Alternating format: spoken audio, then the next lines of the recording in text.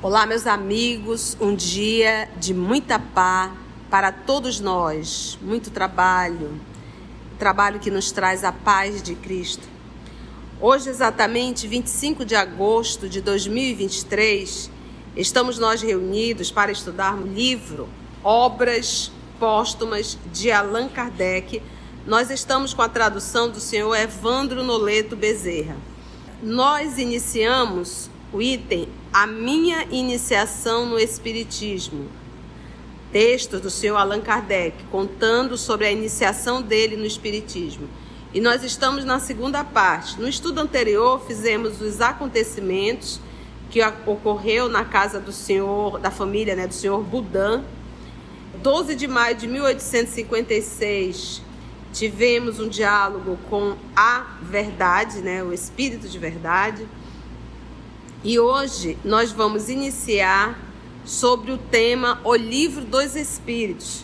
Essa reunião aconteceu na casa do senhor Rustam e o médium foi a senhorita Jafé, em 10 de junho de 1856. Então, vale ressaltar que o Livro dos Espíritos é abril de 1857, a publicação. Então, aqui nós estamos na construção de O Livro dos Espíritos. Essa mensagem foi 10 de junho de 1856. Então, nós estamos aí meses antes da primeira edição de O Livro dos Espíritos. Lembrando que a primeira edição foi 501 perguntas, tá? Na segunda edição foi acrescentado praticamente o dobro, Aliás, mais do que o dobro, que foram para 1019 questões. Vamos fazer a nossa prece de gratidão?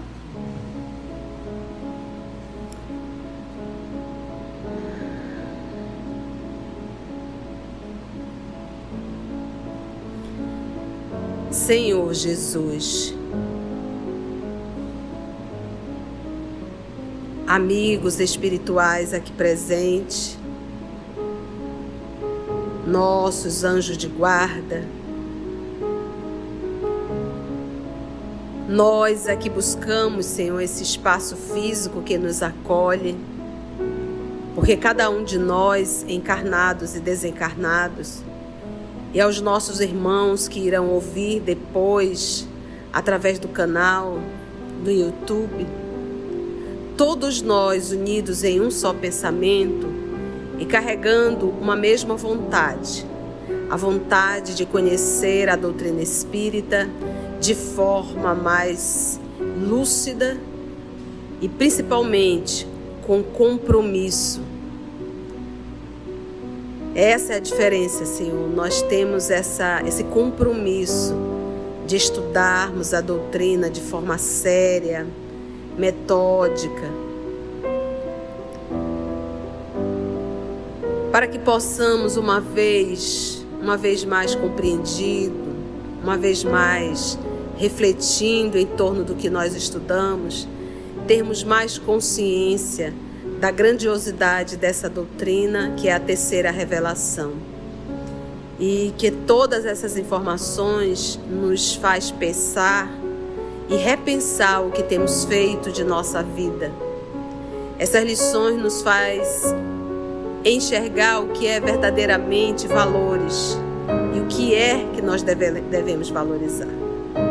Então nós te pedimos, amor amado, mais uma vez a tua permissão, o teu amparo e a tua assistência, para que possamos compreender melhor as lições que nos serão trazidas essa noite através dos amigos espirituais.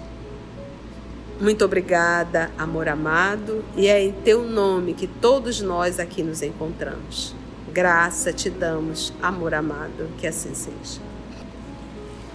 Então vamos lá?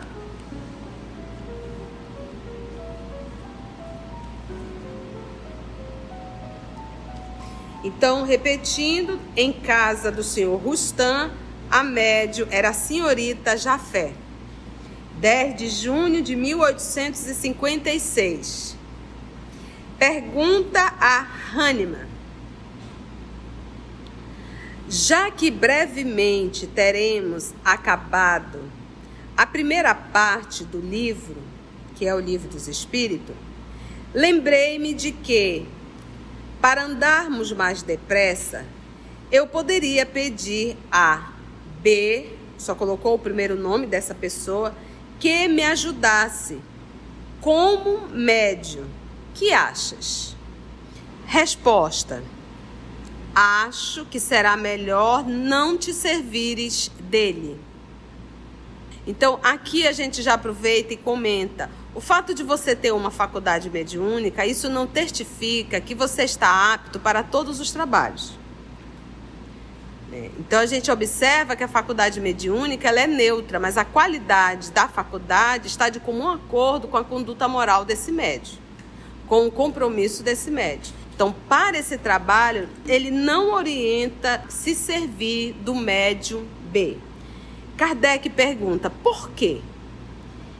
E Hahnemann responde, porque a verdade não pode ser interpretada pela mentira. É como diz Deus, não fala por boca suja. Porque a verdade não pode ser interpretada. O médium, ele é um intérprete. Intérprete do quê? Do pensamento. Os espíritos se comunicam pelo pensamento, e pensamento não é vocabulário. O vocabulário é uma interpretação do pensamento, que o médium vai fazer. Se alguém é mentiroso, e esse mentir na condição de uma falsidade moral, essa pessoa não tem como interpretar a verdade. Então ela não consegue captar o pensamento e interpretar. Por quê? Porque ela não conhece. Isso não faz parte da vida dela, isso não faz parte da essência dela, isso não faz parte ainda da natureza dela. Por isso que ele diz, porque a verdade não pode ser interpretada pela mentira. É por isso que grande parte dos médiuns que o professor Allan Kardec utilizou eram de jovens. Não eram adultos já viciados. Imagina jovem no século XIX. Hoje em dia não, hoje está bem mais complicado. Mas na época... Então, porque a verdade não pode ser interpretada pela mentira. E aí eu bato mais uma vez na tecla. Tenhamos muito cuidado com os livros psicografados que nós estamos a divulgar e a ler. Porque você pode estar lendo mentiras, falsidades, erros. Por quê? Porque a verdade não pode ser interpretada pela mentira. Se o médium não tem uma conduta moral, não tem como ele interpretar a verdade. Logo, tu estás perdendo tempo lendo algo que está te ensinando a mentira. Então, é por isso que nós temos que ter um direcionamento. Eu sei quais são as obras que eu posso ler. Eu sei que eu posso ler sem medo as obras básicas, as revistas espíritas. Eu posso ler sem medo. Eu sei, já é testificado, que eu posso ler as obras psicografadas por Francisco Cândido Xavier sem medo. Pronto, eu já tenho material suficiente para toda uma encarnação e eu não vou dar conta de estudar tudo. Para que eu vou perder tempo com algo que eu não sei se o que está lá é 100% a verdade?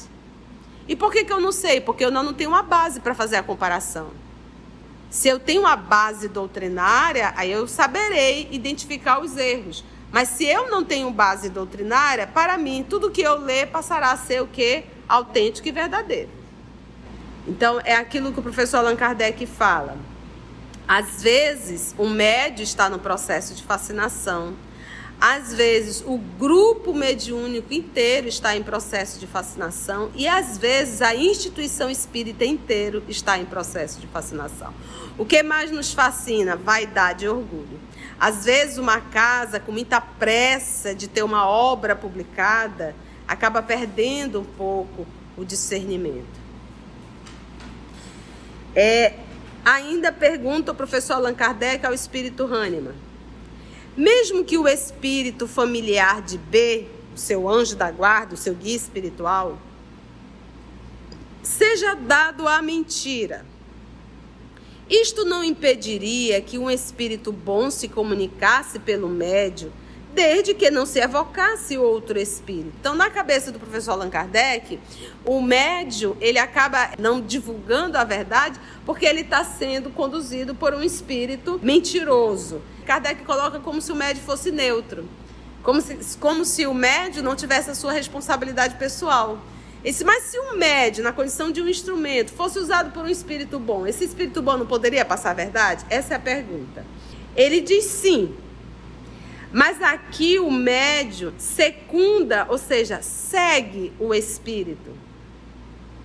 E quando o espírito é velhaco, ele se presta a auxiliá-lo. Aristo, seu intérprete, e B acabarão mal. Ou seja, ele tem um espírito familiar que é brincalhão, mas o médium também não é sério. Então os dois o são. Então difere de você ser um médium sério e de repente ser envolvido por um espírito mentiroso. Aí cabe realmente você identificar, isso aqui é um espírito mentiroso. Mas isso não quer dizer que ele não estaria apto para dar uma comunicação de um espírito autêntico, verdadeiro. Mas nesse caso aqui, os dois são sócios, são parceiros. Eles estão trabalhando juntos. Entende isso? Essa é a diferença. Por isso que ele diz, sim, mas aqui o médium secunda o espírito, segue o espírito. Lembrando que aqui o professor Allan Kardec está no ano de 1856. Nós temos pouco tempo. Ok? 1856 aqui nós estamos. E ele diz, Aristo, seu intérprete, e B acabarão mal. Nota. B era um jovem médio escrevente muito maleável. Quando o professor Allan Kardec fala médio maleável, ele está dizendo que era médio espetacular para evocações. A mediunidade dele era autêntica. O médio para evocação é aquele que tem a facilidade de entrar em sintonia, na combinação fluídica, que não tem nada a ver com conduta moral, mas é uma característica da mediunidade, com vários tipos de espírito. Entendeu? E há uma probabilidade, inclusive, de particularidade. Por isso que Kardec tentou fazer o trabalho com ele, entendeu? Porque ele identificou a autenticidade em várias comunicações. Só que, infelizmente, o B estava sendo assessorado por um espírito brincalhão. E ele se permitiu a isso.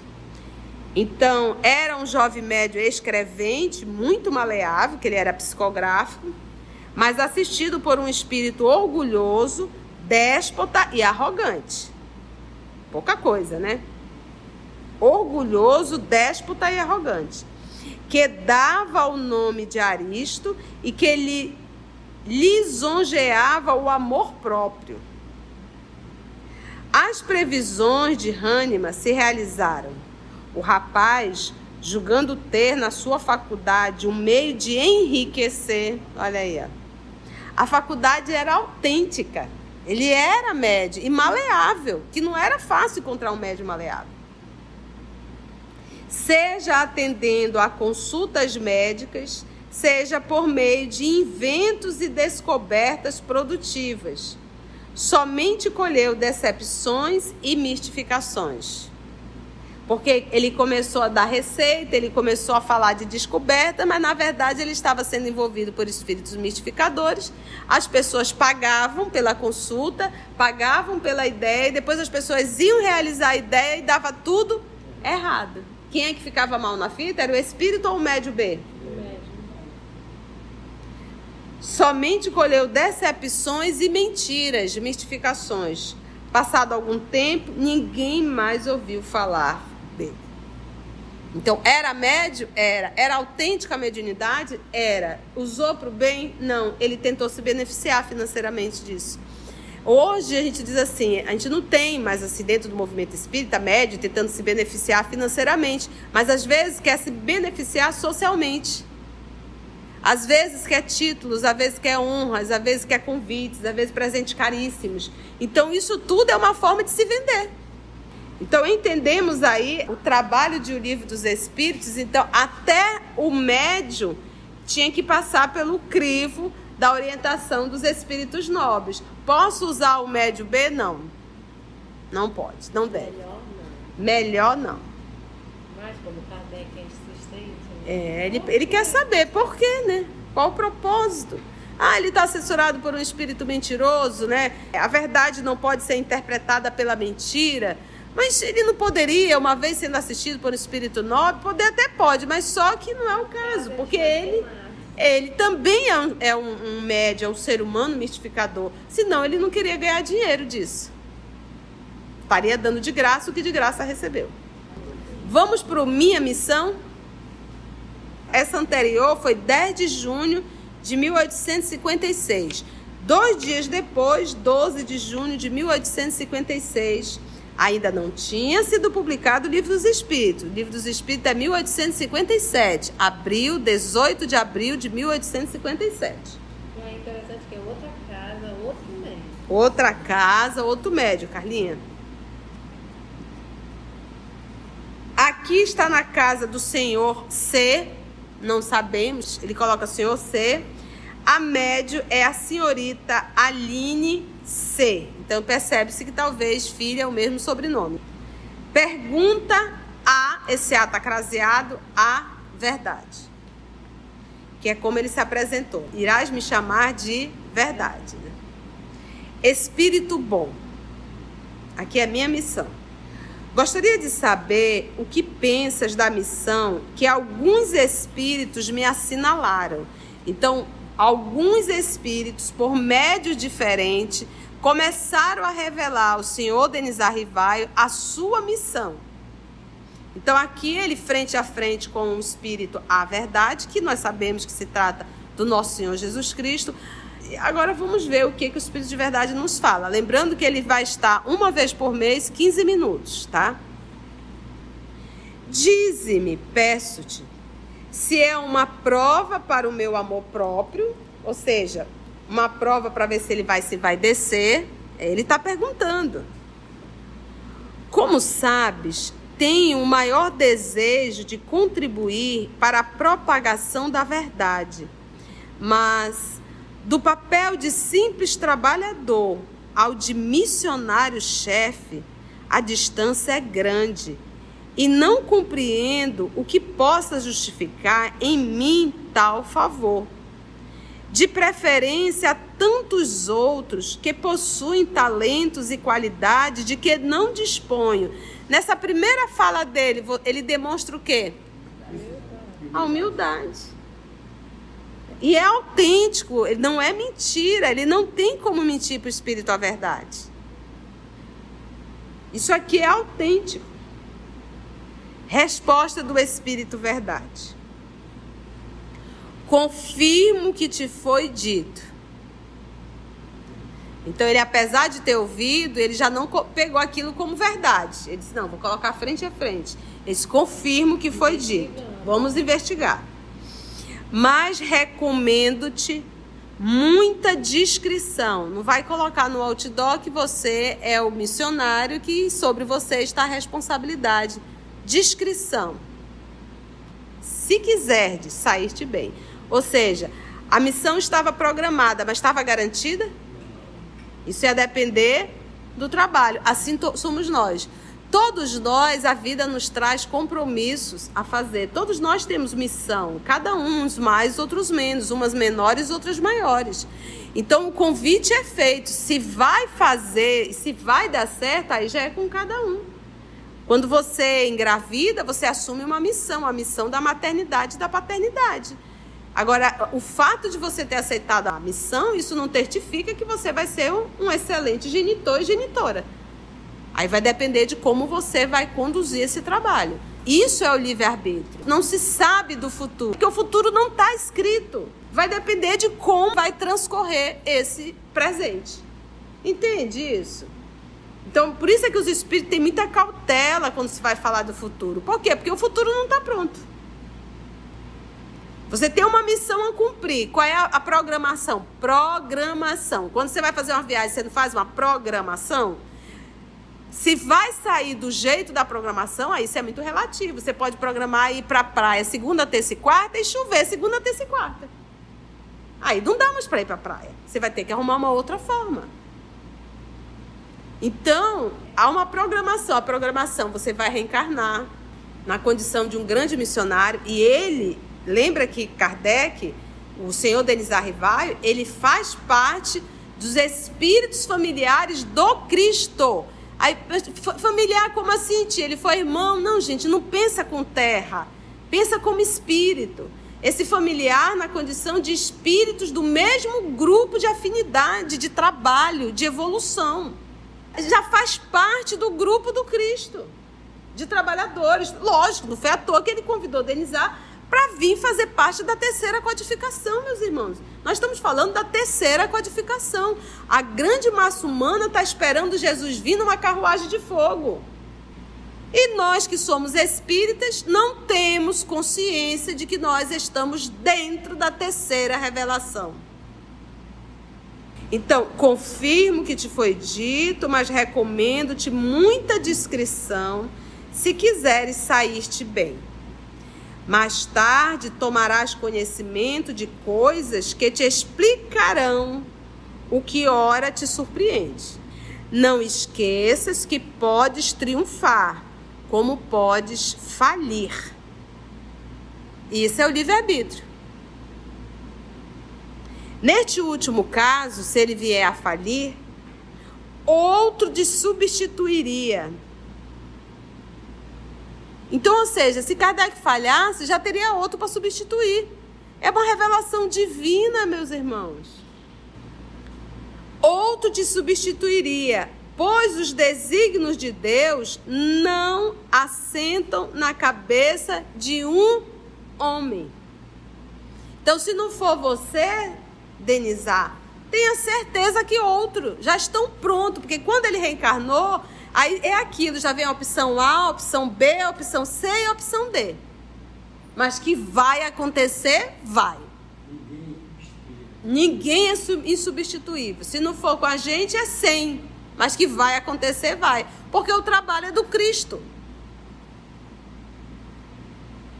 Nunca, nunca, pois, fales da tua missão. Palavra, nunca. Então isso aqui são anotações dele que foram publicadas depois dele morrer. Porque falar da sua missão, isso estaria mexendo com o que dele? Vaidade e orgulho. E o que faz com que a gente acabe com o nosso compromisso assumido perante o Cristo? Vaidade e orgulho. Quando você começa a se envaidecer, a primeira coisa que acontece, os espíritos nobres se afastam. Sabe por que eles se afastam? Porque você não consegue mais captar as informações, as orientações e a condução desses espíritos. Então eles vão ficar fazendo o que ao teu lado? Quando a gente começa a achar que nós somos importantes, que nós estamos realizando o trabalho, que o trabalho é nosso, aí pronto, acabou. Acabou. Então a gente sempre tem que entender que o trabalho é do Cristo, quem conduz é o Cristo, os amigos espirituais presentes preparam todo o trabalho, nós só temos que ser dóceis e fiéis ao trabalho que assumimos. Pronto. Mas o trabalho maior é da espiritualidade amiga. Eles organizam tudo. As peças vão só se encaixando. Nunca, pois, fales da tua missão. Seria a maneira de fazê-la malograr-se. Ela somente pode justificar-se pela obra realizada e tu ainda nada fizeste. Tu só pode falar da missão uma vez tendo realizado. Não realizou nada, então ainda não tem missão. Se a cumprires, os homens saberão reconhecer. Então tu não precisa dizer, você já será apontado. O grandioso trabalhador, professor Denizar Rivaio. Ele podia, sim, vai descer, né? Ah, eu fui escolhido, sim, mas não fez nada, então vai morrer ainda também. É. Os homens saberão reconhecê-lo, cedo ou tarde, visto que é pelos frutos que se conhece a qualidade da árvore. Jesus pegando as próprias orientações, né? Conhece-se uma boa árvore pelos bons frutos. Ainda pergunto... É Jesus por Jesus. Jesus por Jesus. Pergunta o senhor Denizar Rivaio. Certamente não tenho nenhum desejo de me vangloriar de uma missão na qual dificilmente creio. Ele disse, nem eu acredito que eu tenho essa missão. Porém, se estou destinado a servir de instrumento aos desígnios da providência, que ela disponha de mim. Nesse caso, reclamo a tua assistência e a dos espíritos bons, no sentido de me ajudarem e ampararem na minha tarefa. Isso aí já é um ato de humildade. E você está chamando Jesus para o trabalho. Por que que a gente diz assim, gente, todos os estudos do EOS, todos, hoje é sexta-feira, nós gravamos, agora eram 5, finalizamos Ave Cristo, gravamos 4 livros. Todos os estudos nós abrimos e fechando, evocando quem? Jesus. Como é que eu posso me avorar um trabalho sem a presença do Cristo? Sem solicitar o amparo e a assistência? Seria muita pretensão da nossa parte. Nesse caso, reclamo a tua assistência dos espíritos bons, no sentido de me ajudarem e ampararem na minha tarefa. Resposta. Eu amo isso aqui. A nossa assistência não te faltará, mas será inútil se, de teu lado, não fizeres o que for necessário. Ajuda-te, que o céu te ajudará. Batei a porta e a porta vos será aberta. Então, a espiritualidade amiga ajuda, mas é necessário que nós venhamos a fazer a nossa parte que nos cabe. E ele soube fazer e fez muito bem. Tens o teu livre-arbítrio, do qual podes usar como entenderes. Então eu posso dizer, não vou estudar não hoje. Não quero pesquisar, não, hoje eu quero só descansar, é o livre-arbítrio. Como ele pode dizer, não, eu vou pegar todo aquele material que o senhor fulano de tal me deu, vou começar a separar, organizar aquilo daqui por tema separado, vou começar a fazer algumas perguntas para uns. E foi o que ele fez por esses 10 anos consecutivos. Nunca abriu mão de trabalhar, né? Então ele usou o livre-arbítrio dele assim, no processo sempre de sacrificar o seu repouso, sacrificar a sua saúde, sacrificar a sua vida social, sacrificar a sua vida financeira em prol do trabalho do Cristo. Tens o teu livre-arbítrio, do qual podes usar como entenderes. Nenhum homem é constrangido fatalmente a fazer coisa alguma. Nenhum homem é constrangido fatalmente a fazer coisa alguma. É uma fatalidade ele fazer. Não. Ele vai estar sempre. Porque se ele estiver sendo constrangido, isso já é seria um processo obsessivo. E não um processo de uma missão. Quem constrange é espírito obsessor, não espírito nobre.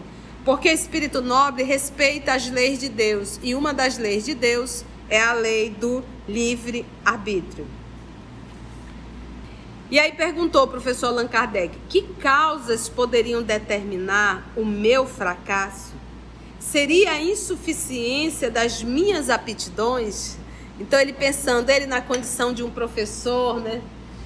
Mas a gente sabe que é um professor extremamente inteligente, não é à toa que ele foi discípulo de Pestalozzi. E, obviamente, um espírito muito mais evoluído que Pestalozzi, mas ali dentro da humildade se revestindo de um professor. E aí ele pergunta, então, e aí mais uma pergunta de extrema humildade. O que poderia determinar o meu fracasso? Seria a insuficiência das minhas aptidões? Vamos ver o espírito de verdade? O nosso querido Augusto vai ler pra gente. Não, mas a missão dos reformadores é cheia de escolhos e perigos. Previno-te de que a tua é rude, visto que se trata de abalar e transformar o mundo inteiro. Não suponhas que te basta publicar 1 livro, 2 livros, 10 livros, para em seguida ficares tranquilamente em casa. Tens que expor a tua pessoa. Suscitarás contra ti ódios terríveis. Inimigos obstinados se conjurarão para a tua perda. serás alvo da malevolência, da calúnia e da traição mesma dos que te parecerão os mais dedicados. As tuas melhores instruções serão desprezadas e falseadas. Por mais de uma vez sucumbirás sob o peso da fadiga. Numa palavra, terás de sustentar uma luta quase contínua com sacrifício do teu repouso, da tua tranquilidade, da tua saúde e até da tua vida, pois sem isso viverias muito mais tempo. Pois bem, não poucos recuam quando, em vez de uma estrada florida, só veem sob os passos urzes, pedras, agudas e serpentes. Para tais missões não basta a inteligência. Para agradar a Deus é preciso, antes de tudo, humildade, modéstia e desinteresse, visto que Ele abate os orgulhosos, os presunçosos e os ambiciosos. Para lutar contra os homens, são indispensáveis coragem, perseverança e inabalável firmeza. Também são necessários prudência e tato, a fim de conduzir as coisas de modo conveniente e não lhes comprometer o sucesso com palavras ou medidas intempestivas. Exigem-se, por fim, devotamento, abnegação e disposição a todos os sacrifícios. Como vês, a tua missão está subordinada a condições que dependem de ti. Então, quando a gente vê o trabalho do professor Allan Kardec, a gente não imagina tudo que ele passou para fixar. A pergunta dele, então, ele se referia à parte intelectual. Ele diz que não. Não é por aí que poderia determinar o fracasso dele. Ele diz, mas a missão de todos os reformadores, ela é cheia de escolhas, ou seja, de dificuldades e de perigos. E ele diz assim, previno-te que a tua é rude, visto que se trata de abalar e transformar o mundo inteiro. Hoje, a palavra reencarnação, uma palavra que vulgarizou, e quem criou a palavra foi o professor Allan Kardec. A ação dos espíritos, de uma forma agora metódica, lúcida, consciente, estudando, com didática, foi o professor Allan Kardec que trouxe, mostrando a pluralidade das existências, a pluralidade dos mundos habitados. Imagina o que é o livro dos espíritos. Então, abalou o mundo. Então, hoje, quando a gente fala em doutrina espírita, é uma doutrina, é uma religião que faz parte, hoje está. Nós sabemos que hoje o maior número de espíritas está dentro do Brasil. Tem partes da Europa que nem sabe absolutamente. Mas eu penso às vezes também que a Europa, ela é um pouco avessa à religião. Então não serve muito de parâmetro. O que nós temos de espiritismo fora do Brasil é normalmente brasileiros que levam. Mas abalou sim o mundo. O mundo inteiro. Não suponhas que te basta publicar alguns livros, 10, e vai ficar tranquilamente na tua casa que tu já fez o trabalho. Não, porque não basta publicar. É necessário, como ele diz aqui, ó, tens que expor a tua pessoa. Então, o professor Allan Kardec publicava os livros. Se vocês já leram, se não leram, deveriam ler. Viagem Espírita. Para você ver o trabalho do professor Allan Kardec, ele bancando a sua viagem de trem, né, ali pela Europa, ele bancando tudo, e ele indo de cidade a cidade para verificar os grupos que estavam sendo formados, as sociedades espíritas sendo formadas, e a alegria, ele comenta, de ver um grande número de operários, o trabalho em Lyon, ele se emocionou de ver o trabalho em Lyon, né, dos espíritas de Lyon. Isso tudo está na obra Viagem Espírita. Tens que expor a tua pessoa. Suscitarás contra ti ódios terríveis, mesmo dentro do movimento espírita. Nós que realizamos o trabalho, quando o trabalho começa a crescer, a gente desperta em algumas pessoas ódio. A gente realizando o trabalho. As pessoas olham para a gente como se fossem concorrência. Eu já ouvi isso. Você está concorrendo dentro do movimento espírita. Suscitarás contra ti ódios terríveis, inimigos obstinados se conjurarão para a tua perda. Se unir para destruir. Serás alvo da malevolência. Imagina, alvo de malevolência. Da calúnia e da traição, mesma dos que te parecerão os mais dedicados. Né? Aquele que está ali do teu lado, batendo no teu ombro, vai estar puxando o teu tapete. E o Kardec viveu isso. Ainda há pouco nós vamos já ler aqui a observação dele. Tudo o que o Espírito de verdade falou aconteceu. As tuas melhores instruções serão desprezadas e falseadas. Por mais de uma vez sucumbirás sob o peso da fadiga, do cansaço. Numa palavra, terás de sustentar uma luta quase contínua, com sacrifício do teu repouso, da tua tranquilidade, da tua saúde e até da tua vida, pois sem isso viverias muito mais tempo. O nome disso é sacrifício. E realmente ele teve um aneurisma, né? Ele acabou vindo a desencarnar, foi rápido. E realmente era cansaço, esgotamento físico. Mas o nome disso é o quê? Sacrifício, não é suicídio. É um sacrifício pelo povo, pelo coletivo. É aquele movimento de Jesus pensar no outro antes de pensar em si.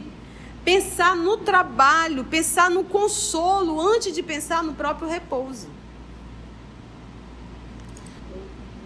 Não poucos recuam quando, em vez de uma estrada florida, só veem sob os passos urzes, espinhos, pedras agudas e serpentes. Então, quando a coisa começa a apertar, vamos pegar. Você está ali fazendo um trabalho bonitinho dentro do centro espírita. Aí começam as intrigas dentro do centro espírita. O que a pessoa faz? Cede. Vai embora. Desiste. Abandona o trabalho. Gente, se eu fosse abandonar o trabalho pelas cutucadas que eu já recebi, pronto. A gente não estaria aqui hoje, não. As pessoas dizem assim, né? Que o trabalho é do Cristo. O trabalho é do Cristo. O trabalho é do Cristo. Se o Cristo foi crucificado, que era puro, se falavam mal de Jesus, que era puro, eu estou querendo o quê? Aplausos? O que eu posso esperar de mentes adoecidas e de corações adoecidos? Agora nós temos que ser fiel ao trabalho que nós assumimos, ao compromisso que nós assumimos. Eu digo que a misericórdia divina foi muito, muito legal comigo, porque desde cedo eu nunca me vinculei a uma instituição, eu sempre me vinculei ao Cristo. Então eu nunca tive apego à casa espírita. Eu tenho amor ao Cristo, mas apego não. Se eu não puder trabalhar na casa A, você tem certeza que eu vou estar na B. Na B, na C, D, F, G, H, qualquer uma. E, exatamente, porque o trabalho é do Cristo. Então a gente vê pessoas que se agarram tanto a uma instituição e se de repente não der certo naquela instituição, a pessoa não quer mais ir para lugar nenhum. E quem que vai estar perdendo? É a pessoa. Porque como diz aqui, se Kardec falhasse, outros estariam prontos para fazer o trabalho. E isso serve para todos nós. Se eu falhar, chega outro para fazer. Se o Augusto falhar, chega outro para fazer. Se a Mita falhar, chega outro para fazer. Se a Carla falhar, chega outro para fazer. Porque o trabalho não é nosso, o trabalho é do... E para tais missões não basta a inteligência. Para agradar a Deus é preciso, antes de tudo, humildade, modéstia e desinteresse. É só você parar para pensar. Jesus foi escolher os 12 aonde? Jerusalém ou em Cafarnaum? Aonde era o centro dos intelectuais? Jerusalém. A não ser peixes e pães, né? Peixes e frutas. Um cérebro intelectualizado é um coração extremamente vaidoso, quase sempre. E um coração vaidoso e orgulhoso, a misericórdia divina tem muita dificuldade de trabalhar. E da cabeça de um coração vaidoso, orgulhoso, intelectual, sai coisa muito curta e rasa. E as lições são de ordem divina, então precisa de coisas profundas. E para você receber a inspiração, você tem que ter no mínimo humildade. Porque coisas na horizontal já tem muita gente para fazer. Nós precisamos de pessoas que trabalhem no vertical. Ou seja, que consigam abrir o seu campo mental para receber as intuições do mais alto. E nos trazerem lições que diferem de tudo aquilo que a gente conhece a nível horizontal. Então, o intelectual, ele tem certeza que ele domina tudo, que ele sabe tudo. E isso dificulta a inspiração do mais alto. Boa Nova ele nos diz, né? O Cristo mesmo nos fala no Boa Nova que ele escolhe os seus discípulos pela sinceridade do coração. Pela né? sinceridade do coração. Sentimento. Isso que ele diz, antes de tudo, humildade, modéstia e desinteresse. Visto que ele, Deus, abate os orgulhosos, os presunçosos e os ambiciosos. Para lutar contra os homens são indispensáveis coragem, perseverança e inabalável firmeza. Tu imagina a quantidade de decepções que o professor Allan Kardec teve se ele desistisse? Também são necessários prudência e tato. Aí eu lembro de Jesus. Seja manso como uma pomba e prudente como uma serpente. A fim de conduzir as coisas de modo conveniente e não lhes comprometer o sucesso com palavras ou medidas intempestivas. Olha que interessante. De modo conveniente e não lhes comprometer o sucesso com palavras ou medidas intempestivas. É por isso que a gente vai ver muito, inclusive aqui em Obras Póstumas, alguns textos que chegam, aí você não publique, lembra do estudo anterior? Não publique, não divulgue, leia, reflita, medite, na hora exata nós te autorizaremos a publicar. Lembra disso? Quantas vezes o Espírito de Verdade não fala isso? Então, nada de medidas intempestivas. Exigem-se, por fim, devotamento, abnegação e disposição a todos os sacrifícios. Como vês, a tua missão está subordinada a condições que dependem de Espírito de Verdade. Só de ti. E eu acho legal porque quando Jesus nos convida, ele não diz assim, venha, te darei lírios, flores, perfumes, manjar. Ele diz, todo aquele que quiser me seguir, primeiro ponto, negue a si mesmo. Né? Negue a si mesmo. Nada de personalismo. Segundo, pegue sua cruz e siga-me. Jesus nunca nos convida dizendo que vai ser um mar de rosas. Ele sempre nos convida, nos despertando realmente para a nossa realidade. Ele diz, fácil não é.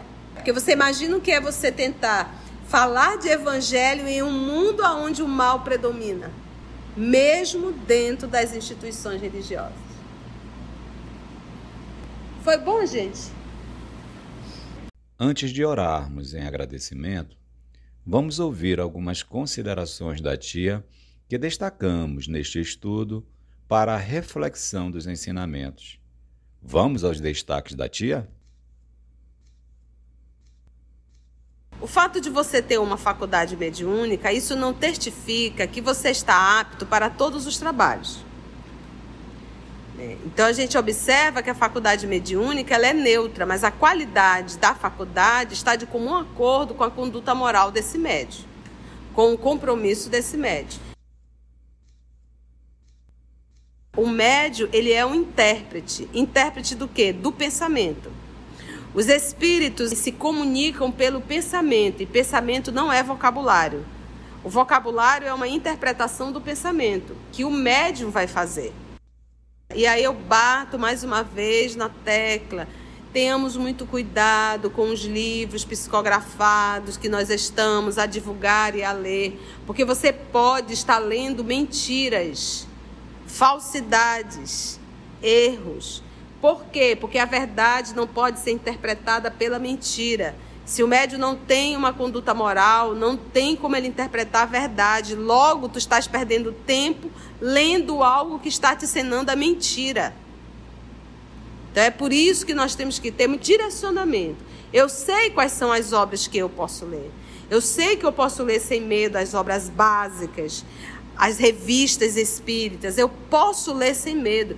Eu sei, já é testificado, que eu posso ler as obras psicografadas por Francisco Cândido Xavier sem medo. Pronto, eu já tenho material suficiente para toda uma encarnação e eu não vou dar conta de estudar tudo.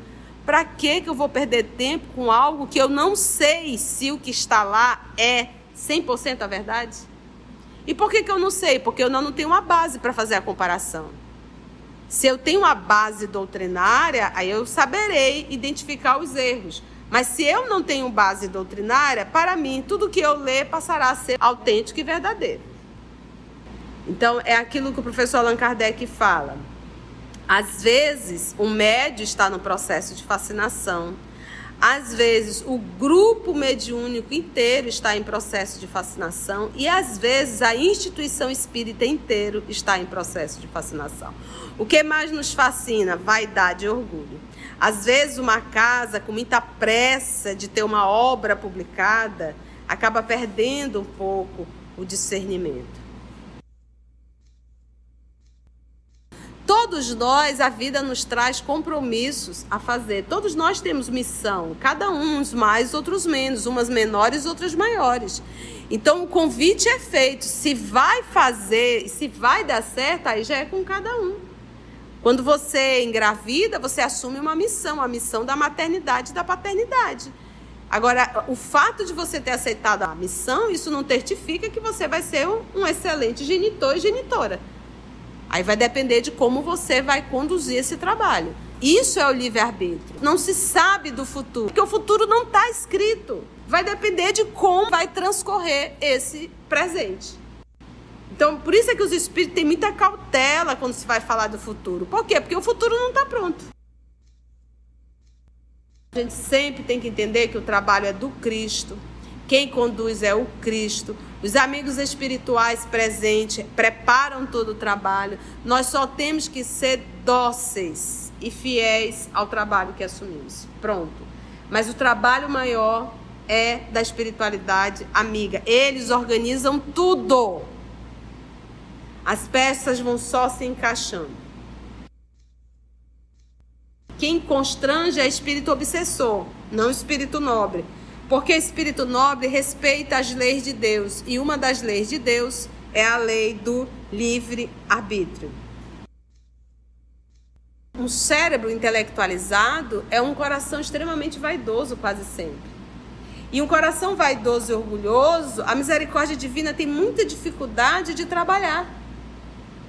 E da cabeça de um coração vaidoso, orgulhoso, intelectual, sai coisa muito curta e rasa.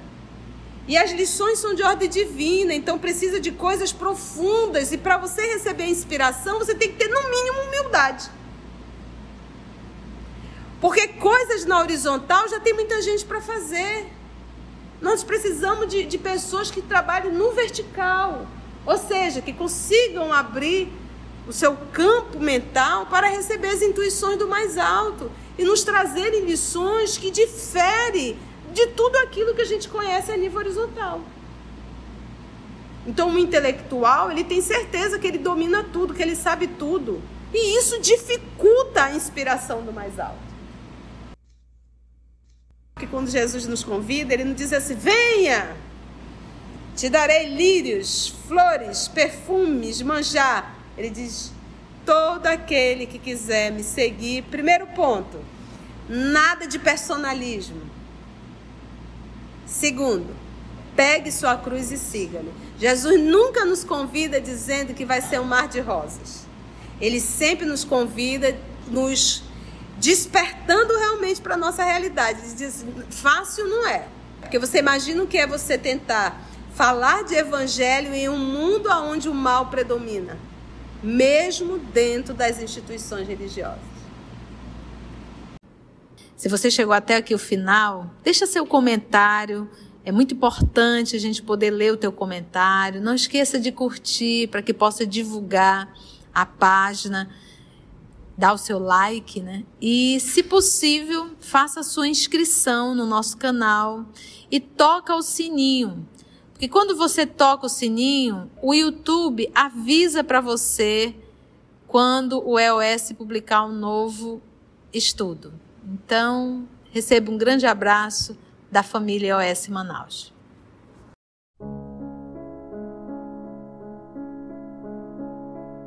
Assim, concluindo o nosso estudo de hoje e agradecendo o nosso Mestre Jesus por mais este momento de aprendizado, vamos orar? Então, assim, agradecemos a Deus, nosso Pai, agradecemos a Jesus, o amor de nossa vida, e aos amigos espirituais aqui presentes que conduziram mais uma vez o nosso trabalho. Graça te damos, Senhor.